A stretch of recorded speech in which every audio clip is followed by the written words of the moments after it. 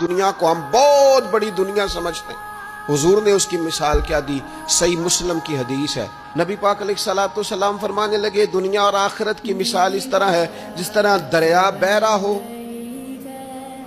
اور کوئی آدمی اس میں انگلی ڈبوئے، جتنا پانی اس کی انگلی کو لگ گیا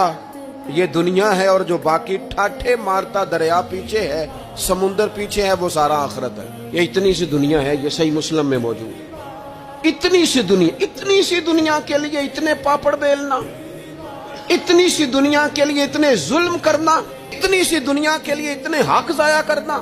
اتنی سی دنیا کے لیے اتنے لوگوں کے دل توڑنا، اتنے حقوق پہ ڈھاکہ ڈالنا، اتنا جبر کرنا، لوگوں کا مال کھانا، لوگوں کو تکلیف دینا، عزتیں اچھالنا، اتنی سی دنیا کے لیے۔ تیری نعت پڑھتے